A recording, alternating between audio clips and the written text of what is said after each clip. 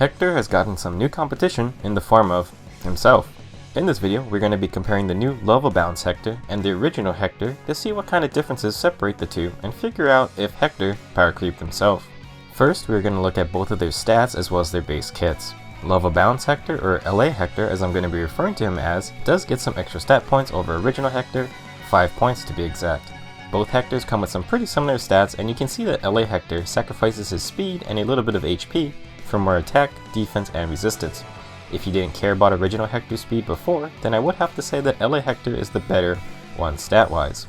Looking at LA Hector's base kit, he comes with Berserk Armads, Glimmer, Distant Counter, and Wary Fighter. Both Hectors come with Distant Counter, so the major difference here is the two weapons. So regular Armads comes with a Quick Riposte 2 effect. When Hector is attacked and it has above 80% HP, he will make a guaranteed follow-up attack, which is really powerful. Since the start of the game, Armads has been one of the best legendary weapons because it came with a good B skill, meaning Hector was free to run another one. Berserk Armads continues this trend. First, Berserk Armads grants -1 to special cooldown permanently, the same effect as a killer or slaying weapon. It also grants the Wrath 3 B skill, which only triggers when Hector drops below 75% HP, although this counts in the middle of a battle. So if LA Hector starts a turn while under 75% HP, then he gets an additional -1 special cooldown count, and this can happen for every turn he is on low health. In addition, anytime LA Hector activates an attacking special with less than 75% HP, he gets an additional +10 true damage added to his attack. This effect is so powerful, and it means LA Hector only gets more powerful with lower HP, the same sort of stereotype of a Berserker class. With his insanely high HP, a Wrath-empowered special activation will probably spell death for most units. Knowing how Berserk Armads works, we can see that LA Hector comes with a decent base kit. Glimmer will get reduced to a 1-turn special, meaning if LA Hector gets hit, he will retaliate with Glimmer ready.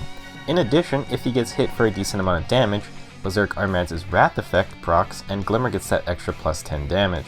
With Wary Fighter, even if Hector fails to KO his opponent, he won't take another attack, and if he survives to the next turn, then the other part of Wrath may activate and grant -1 special cooldown, meaning Glimmer is ready and Hector can proc it on his player phase attack.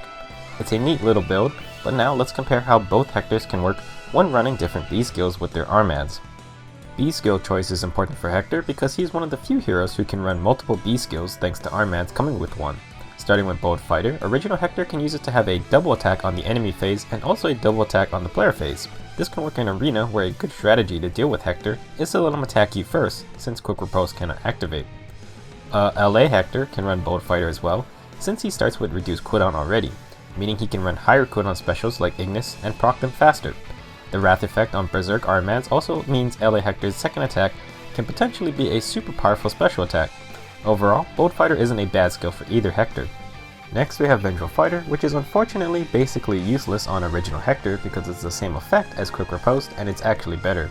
Running Armads means Hector probably shouldn't run Vengeful Fighter, while LA Hector can easily use Vengeful Fighter to again fuel his special activations faster.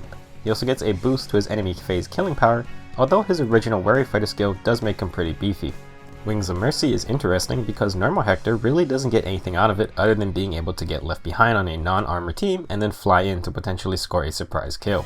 LA Hector won't see much of a difference with this skill as well. The only advantage would be if he had special charged along with Wrath activated. Next is Renewal, which original Hector likes because it means he can stay in Quick Riposte range. Ideally, you want to make sure this build for Hector can stay healthy at all times so he can continuously proc Quick Riposte in combat. LA Hector actually doesn't necessarily work with Renewal, but he can use it. The point of Berserk Armads and Wrath is to stand low health and become a scarier threat. Basically, high risk, high reward. Renewal can push LA Hector out of Wrath's HP threshold, meaning he won't get that extra 10 damage. This is probably a better skill for original Hector. Last, we have the Almighty Vantage skill, which made Hector a monster in the early days of skill inheritance. Vantage is good for normal Hector because once he got knocked out of Quick Riposte range, you now had to deal with Vantage, and if Hector had special charge, this is a real problem. LA Hector can run Vantage too, and honestly he might even be scarier with it. It's the same idea as regular Hector, but with the Wrath effect from Berserk Armads, that just adds 10 damage to any special. Add in the reduced cooldown effect and that means more special procs. Leaving LA Hector with Vantage alive on low health is a very bad idea, unless you have Fire Sweep weapons or Hardy Bearing.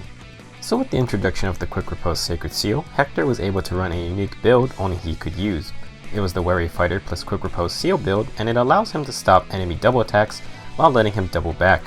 Basically, every fighter cancels out one quick riposte effect, but not two, so Hector can still double when he gets attacked. This is an insanely tanky build, since Hector would have to get legitimately one shot to actually die in one round of combat.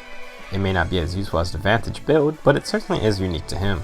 LA Hector also gets a special build, a scary one that basically uses double Wrath skills for insane special burst damage. So using the Wrath B skill, it actually completely stacks with Berserk Armads' effect. This means that when below 75% HP, LA Hector's specials now get an additional plus 20 true damage boost, and at the start of his turn, his cooldown is reduced by -2. With Bonfire and Quickened Pulse, LA Hector only needs to take one hit, and he can reply with special. If he gets hit hard enough, then that Bonfire gets an additional plus 20 damage. It's incredibly scary, and you don't even need to use Bonfire or Quickened Pulse.